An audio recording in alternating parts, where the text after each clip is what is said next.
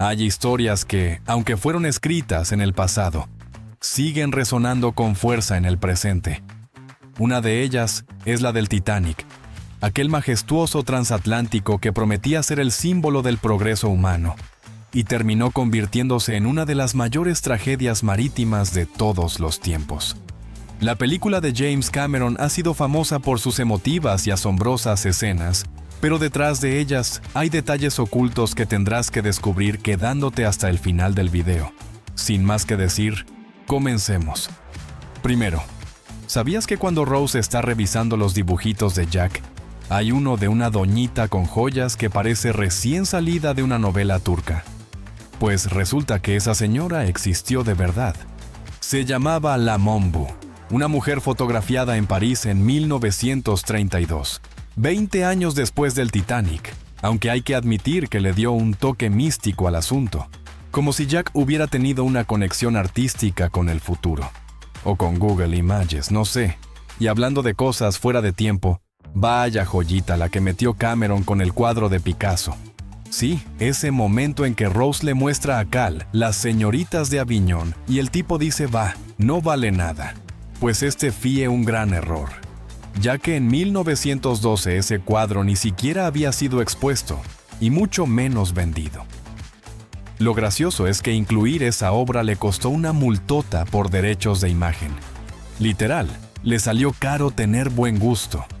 Ahora, si eres de los que pausaron la película cuadro por cuadro, hay un dibujo de Jack que casi nadie ha visto bien. Una prostituta con una sola pierna, pero la cámara pasa tan rápido que apenas si se nota. Y aquí va una curiosidad que casi nadie cree. En 1912, el Titanic estaba anclado por el lado izquierdo, pero en la película aparece por el derecho. Se podría pensar que fue un error del guión, pero fue por culpa del viento y la luz. El equipo no podía grabar en la posición original, así que armaron el set al revés. Luego tuvieron que invertir digitalmente toda la escena. Los carteles, los trajes, los textos. Incluso el boleto de Jack tuvo que ser editado para que no saliera al revés. Y ojo a esto. En la peli se ven pasajeros chinos por un segundo, y muchos pensaron que era un simple detalle random. Pero no, era real. 8 pasajeros chinos iban en el Titanic, 6 sobrevivieron. Pero al llegar a Estados Unidos los deportaron por las leyes anti-inmigración de la época. Una historia bien triste que quedó en el olvido hasta que se hizo el documental de Six en 2020. Y si creías que la producción era puro glamour, agárrate. Cameron no se conformó con mini barquitos de juguete. El man mandó a construir una réplica a escala real del Titanic. Pero con truco. Solo hizo la mitad que salía en cámara. El resto fue puro efecto digital. Imagínate trabajar ahí, mojarte todos los días, repetir tomas heladas y encima actuar como si no te estuvieras muriendo de frío. Y hablando de Leo, te tengo un dato que te va a volar la cabeza. Jack Dawson no existió, pero Joseph Dawson sí. Cameron se enteró después de escribir el guión que había un marinero real con un nombre casi idéntico. El pobre Joseph no sobrevivió al naufragio, pero ahora su tumba vive llena de flores y cartas de fans que creen que era el verdadero Jack. Ahora, lo que realmente hundió el barco no fue un iceberg, sino la burocracia. Resulta que el Titanic sí tenía los botes salvavidas que exigía la ley. Pero las leyes eran tan absurdas que se basaban en el tamaño del barco, no en la cantidad de personas. Tenían espacio para 20 botes, pero solo 18 llegaron al agua. Uno se volcó y otro se lanzó vacío. Cameron, años después, confesó que si la tripulación hubiera estado más preparada, casi todos podrían haber sobrevivido.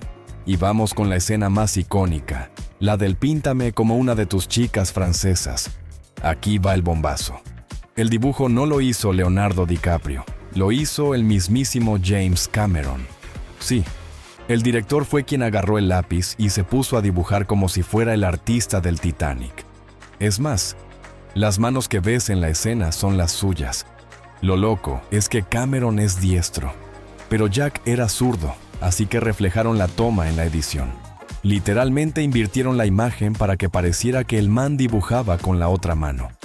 Y por si fuera poco, ese dibujito se vendió en $166,000 en 2011.